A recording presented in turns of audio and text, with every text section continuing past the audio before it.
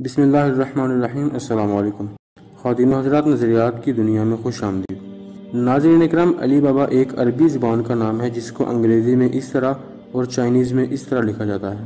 China کا ہزاروں سال پرانا لٹریچر ہونے کے باوجود وہاں کی ایک بہت بڑی چائنیز آن لائن مارکیٹ کا نام علی بابا کیوں رکھا گیا؟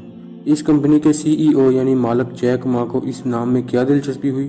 اس موضوع پر بات کرتے ہیں، لیکن اس سے پہلے میں تمام نئے آنے والے دوستوں سے گزارش کرتا ہوں کہ چینل کو سبسکرائب کر کے بیل آئیکن کو دبا دیں۔ اس طرح آپ کو ہماری ہر آنے والی نئی ویڈیو کا نوٹیفیکیشن ملتا رہے گا۔ ناظرین اکرام، علی بابا کمپنی کے مالک جیک ما نے علی بابا اینڈ 40 تھیوز والی ایک کہانی پڑھی ہوئی تھی جو 1001 نائٹس یعنی علی فیلہ کی کہانیوں کے مجموعے میں لکھی ہوئی ہے۔ جیک ما اس سٹوری سے بہت زیادہ متاثر ہوا۔ اس نے 2006 میں CNN ٹاک شو کو ایک انٹرویو دیا اور اس میں اس نے وضاحت کی کہ اس نے اس کا نام کیوں تجویز کیا۔ اس نے بتایا کہ میں ایک فرانسسکو کافی شاپ پر تھا، وہاں ایک فیمیل ویٹر سے پوچھا کہ کیا تم علی بابا کے بارے میں جانتی ہو؟ اس نے جواب دیا کہ کیا تم اس علی بابا کے بارے میں پوچھ رہے ہو جو کہتا تھا کھل جا سم سم اور پھر وہ خزانے کا دروازہ کھل جاتا تھا؟ میں نے کہا ہاں اسی کے بارے میں پوچھ رہا ہوں۔ اس کے بعد میں باہر چلا گیا اور وہاں سے گزرتے ہوئے لوگوں سے باری باری پوچھنے لگا کہ کیا تم علی بابا کے بارے میں جانتے ہو، لیکن ان میں سے کوئی بھی علی بابا کو نہیں جانتا تھا اور نہ ہی کسی نے اس کا نام سنا ہوا تھا۔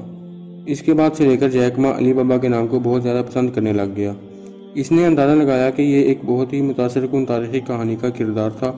وہ ایک سمارٹ بزنس مین تھا کیونکہ اس نے غار سے خزانہ حاصل کرنے کے بعد اپنے علاقے والوں کے کاروبار میں ان کی مدد کی۔ اس نے کہا کہ جس طرح علی بابا نے اپنے سے چھوٹے کاروباری لوگوں کے لیے خزانے کا دروازہ کھول دیا تھا، اسی طرح علی بابا کے نام سے میری ایک بزنس ٹو بزنس سائٹ ہوگی جو نچلی سطح کے تاجروں کو تجارت میں آسانی فراہم کرے گی۔ پہلے تو اس نے سوچا کہ کمپنی کا نام علی ماما رکھ لیتا ہوں، لیکن پھر بعد میں اس نے فیصلہ تبدیل کر کے کمپنی کا نام علی بابا رکھ دیا۔ ناظرین اکرام، آپ ذرا سوچیں کہ جیک ما نے کمپنی کا نام علی بابا ہی کیوں رکھا؟ کیا اس کو عربی لٹریچر اور اسلامی روایات میں کوئی اور واقعہ نہیں ملا؟ کیا اس نے اسلام کے 1400 سالہ دور میں صرف یہی ایک فرضی کہانی پڑھی تھی؟ ناظرین اکرام، قصور تو ہمارا ہے جنہوں نے اسلامی روایات کو پورے ملک سے اکٹھا کر کے مسجدوں میں بند کر دیا اور پھر ان مسجدوں کے سپیکروں پر بھی پابندی لگا دی کہ اسلام اور حق کی آواز کہیں باہر نہ چلی جائے۔ ہمارا کام تو صرف نماز پڑھنا ہے، چاہے ٹی وی چینلز اور قومی اسمبلی میں جتنی مرضی بے غیرتیاں ہوتی رہیں۔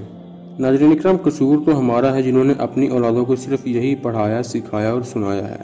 ایک وہ وقت تھا جب مائیں اپنے بچوں کو اللہ تعالیٰ اور رسول اللہ صلی اللہ علیہ وسلم کا ذکر سنا کر سلایا کرتی تھیں۔ حضرت ابوبکر صدیق رضی اللہ تعالیٰ عنہ کی صداقت اور رسول اللہ صلی اللہ علیہ وسلم سے محبت کے واقعات سنائے جاتے تھے۔